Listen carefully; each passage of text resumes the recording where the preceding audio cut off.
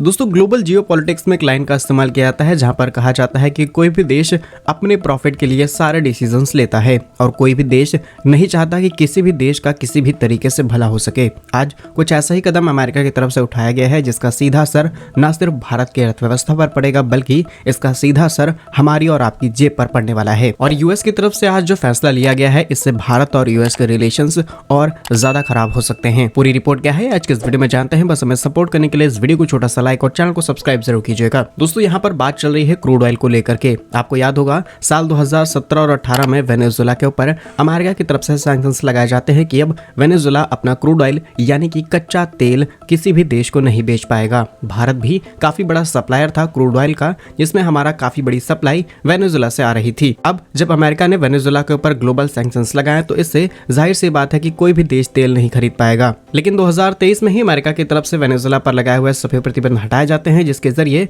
भारत को भी एक नया ऑप्शन मिल जाता है क्रूड ऑयल खरीदने वाला। भारत भारी मात्रा में वेनेजुएला के साथ में डील फाइनलाइज करता है और क्रूड ऑयल भारत पहुंचना शुरू हो जाता है। दिसंबर 2023 में भारत करीब 2,54,000 बैरल प्रतिदिन कच्चा तेल वेनेजुएला से खरीद रहा था। ठीक ठाक सारी चीजें चल रही थी कि अचानक से अब वेनेजुएला के ऊपर फिर से अमेरिका प्रतिबंध लगाने जा रहा है। इससे शायद अमेरिका को नुकसान ना हो क्योंकि अमेरिका ने अपने क्रूड ऑयल प्रोडक्शन बढ़ा दिए हैं जिसकी वजह से मार्केट में क्रूड ऑयल के प्राइस सैचुरेट हो चुके हैं। लेकिन इससे भारत जैसे देशों को दिक्कत होगी जो भारी मात्रा में क्रूड ऑयल इंपोर्ट करते हैं। यहाँ पर अमेरिका की तरफ से प्रतिबंध को लेकर के भारत एक बड़ा कारण बन सकता है। पहली चीज कि भारत ने अभी भी रशिया से क्रूड ऑयल परचेस करना जारी रखा है जो अमेरिका कभी नहीं चाहता और इसीलिए भारत की कई तेल कंपनियां रडार में आ चुके हैं अमेरिका के, जिनके ऊपर बहुत जल्द प्रतिबंध अमेरिका लगाने वाला है। दूसरा रीजन कि हम डिस्काउंटेड प्राइस पर वेनेजुएला से तेल खरीद रहे थे, वो भी रूस से और अमेरिका से सस्ते में। और सिर्फ इतना ही नहीं बल्कि जब वेनेजुएला के ऊपर प्रतिबंध लगाए गए तो भारतीय कंपनी ओएनजीसी का करीब $600 मिलियन का डिविडेंड